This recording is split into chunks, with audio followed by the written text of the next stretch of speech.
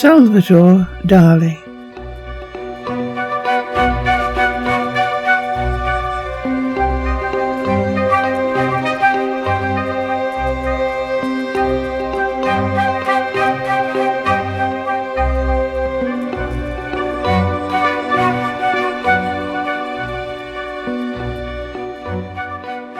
Salvador Dali, 1904 to 1989, was a Spanish surrealist painter, filmmaker, sculptor, photographer, writer, theatre set, of which this is one, and clothes designer. Dali designed an entire tarot pack and provided illustrations for Lewis Carroll's Alice in Wonderland. Two of his most well-known objects, for example, are the lobster telephone and Mae West Lips sofa, completed by Dali in 1936 and 1937. Surrealism is just extreme symbolism. Paintings which are nothing but symbols, set in a surreal landscape, here tigers, a fish, two pomegranates, a tiny bee, an elephant, a naked woman. Dali liked to project the image of being eccentric. He grew a flamboyant moustache, and that moustache became an iconic trademark of his appearance for the rest of his life. But his moustache was itself symbolic. It represented the twin horns, and we have a video, The Symbolism of Horns, which explains this symbol. And Dali was no harebrained artist. He was astute enough to understand the value of publicity and the value of patrons. Dali's patrons included the very wealthy Edward James, who purchased many works and supported him financially for 2 years, and Gabrielle Coco Chanel, who invited him to stay in her house on the French Riviera, where he painted numerous paintings. Dali was actually a very skilled artist, capable of painting technically excellent paintings, but his paintings were so novel and so different. This is one of his flower paintings, and contained so much that was new and innovative, and this is his The Sacrament of the Last Supper, that he had to tread a very difficult path to get his more extreme paintings accepted. Dali experimented with enlarged half-tone dot grids, as in his portrait of my dead brother, which Roy Lichtenstein, seen here, would later use. He was among the first artists to employ holography in an artistic manner, and this is his holograph of Alice Cooper, and he employed optical illusions.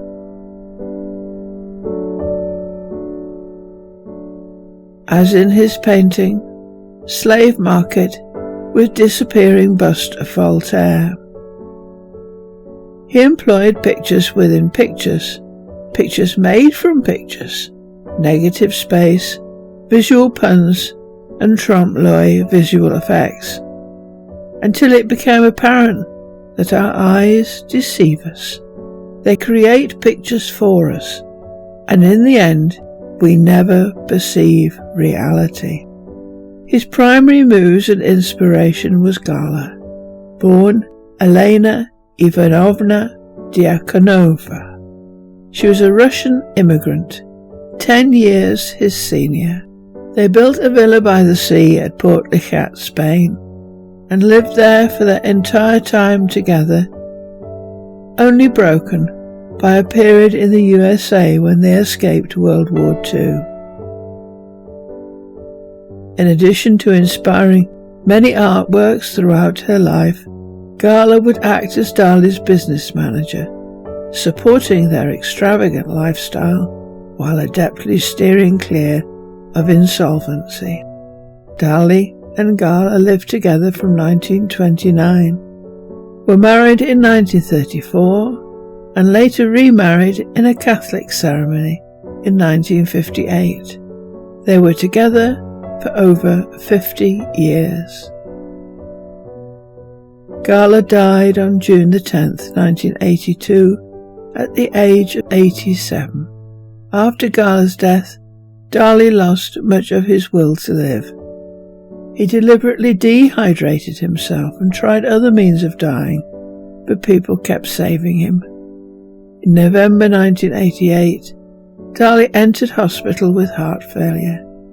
On January the 23rd, 1989, while his favourite record of Tristan and Isolde played, he died of heart failure at the age of 84.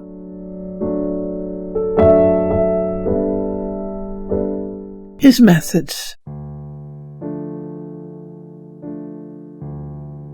Although Dalí already knew the symbols and their meaning, he used hypnagogia to help him decide which symbols to put in the painting and how to present them.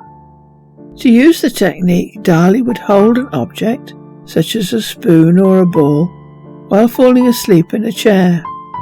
As he drifted off, the object would fall, make a noise, and wake him up. Having spent a few moments on the brink of unconsciousness, he would be ready to start work. The paintings. In the rest of this video, we will take a selection of paintings and home in on just one of the symbols in each painting. We will also provide a link to a video that explains the meaning of each symbol. The Cosmic Egg. Eggs are a constant theme in all Dalí paintings. This painting is Geopoliticus' child watching the birth of the new man. This is his eye egg. And this is the aurora.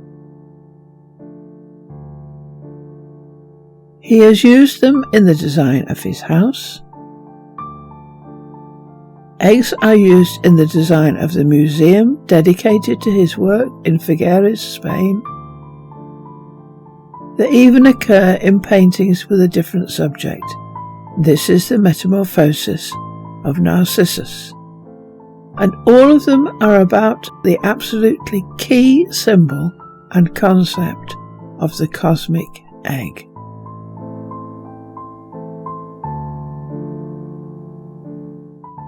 Time and melting watches. Melting watches were a key theme of many of Dalí's artworks. This is the disintegration of persistence. He produced small sculptures, and this is a profile of time. And this larger scale sculpture is called the nobility of time. He focused on different facets of time, and this is the persistence of memory. He even incorporated the concept into one of his Alice in Wonderland illustrations.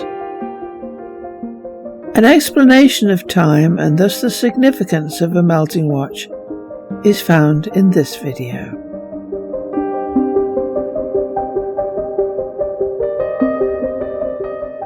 Rhinoceros. Dalí is probably unique in understanding both the symbolism of the rhino, and this sculpture is simply called the Rhinoceros, and its endangered status, and this is the cosmic rhinoceros. He often pairs the rhinoceros with the sea urchin. The symbolism of the rhinoceros is found in this video.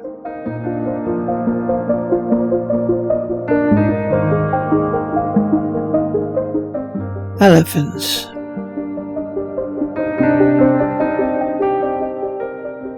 Dali always uses stilts or elongated legs to indicate the important status of the elephant symbolically.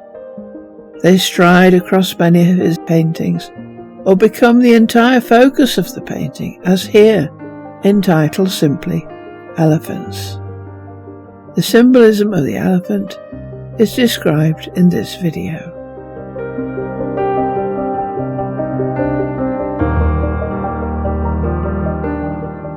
Giraffe.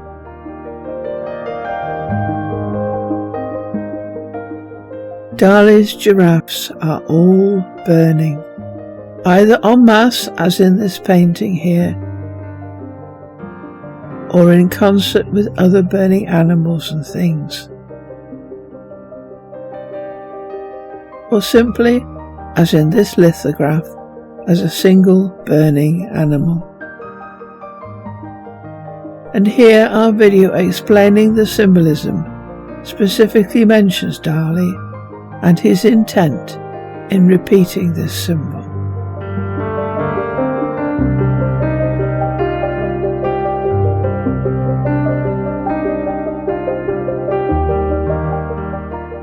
Unicorn. Dali had a fascination with unicorns and produced paintings, drawings like this one, sculptures on a monumental scale, and this one is to be found in Marseille, as well as sculptures on a smaller scale, although all had much the same design. The symbolism of the unicorn is actually more complex than one may initially think, and a full explanation can be found in this video.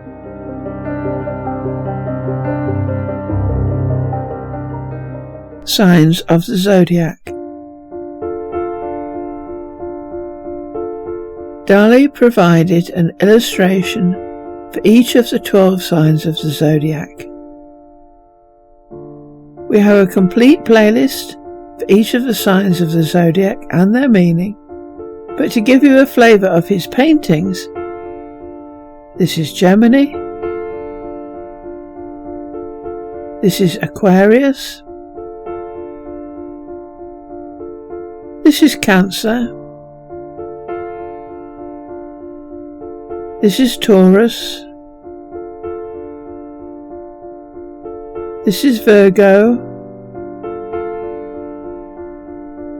this is Capricorn, this is Aries, this is Leo, this is Scorpio, this is Libra, this is Sagittarius, this is Pisces,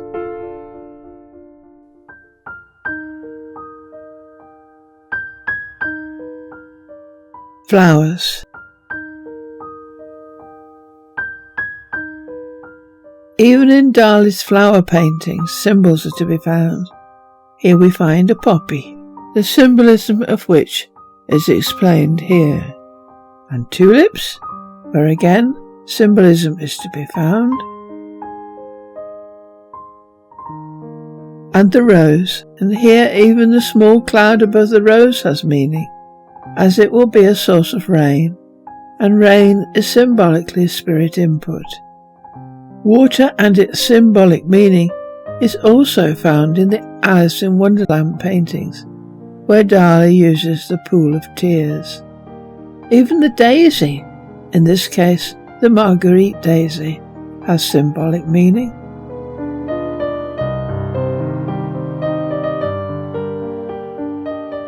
Aggregates. Dali managed to portray some extremely complex metaphysical concepts. In his painting, Gala Placida Estis, or Galatea of the Spears, The face of Gala is split into hundreds of egg-shaped bubbles, and the impression is given that she's ultimately made of them. Dalí is, in this painting, thus depicting how aggregates are formed, and possibly the easiest video to use to explain this principle is that on the conscious aggregate.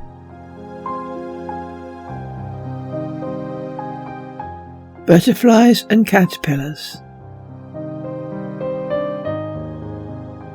Dalí painted numerous pictures of butterflies, as in this one here, and the presence of a face for the butterfly shows he knew the symbolism well.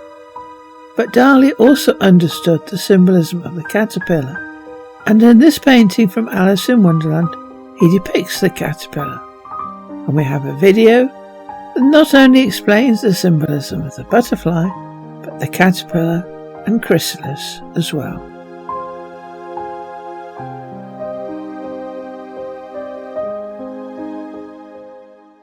The cross.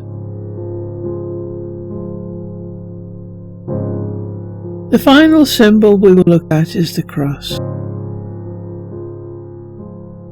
Dalí did two significant paintings incorporating a cross. John of the Cross was a Spanish Catholic priest and Carmelite friar, mentored by Teresa of Avila. He was imprisoned and tortured by the Catholic Church itself, but not literally crucified. Crucifixion, Corpus Hypocubus, a 1954 surrealist portrayal of the crucifixion. It depicts Christ on a tesseract, a hypercube. So neither painting is about the conventional view of the crucifixion with Jesus, the nails, the blood, the spear thrust in his side, and the crowns of thorns.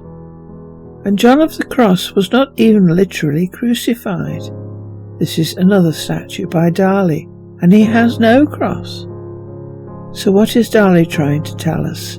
Because his crucifixions are symbols conveying a completely different meaning.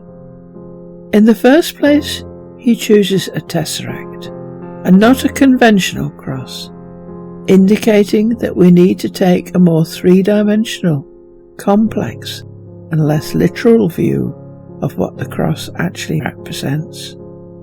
In the next place, Christ appears to be levitating and is separate from the tesseract, meaning we need to concentrate on ascension as the key idea. Mortal man is capable of rising above the earth, helped by the love of his companion, his muse, in this case Gala. He can free himself from the political power struggles and manipulation of the earth, shown by the chessboard at the bottom of the picture. And we have a video on the symbolism of chess. There is no crown of thorns on his head, and he is not attached by any nails in his hands or feet, leaving his body completely devoid of the wounds often closely associated with the crucifixion, meaning that ascension is not intended to be a horrific, painful experience. But his face is turned away.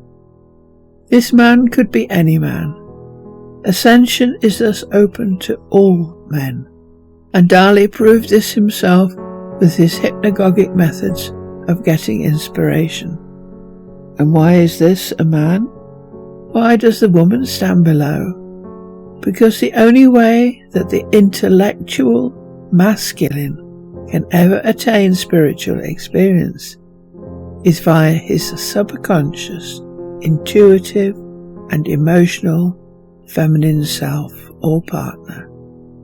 Dalí well knew what the masculine intellect could do. Without the love and guidance of a good, wise woman, this was the face of war he painted in 1940. And this was his soft construction with boiled beans, more correctly entitled Premonition of Civil War, and painted in 1936 to represent the horrors of the Spanish Civil War as the country tore itself apart, limb from figurative limb. So he is saying the cross man bears may be bloody, agonizingly painful, leading to death, but it doesn't have to be if love intervenes.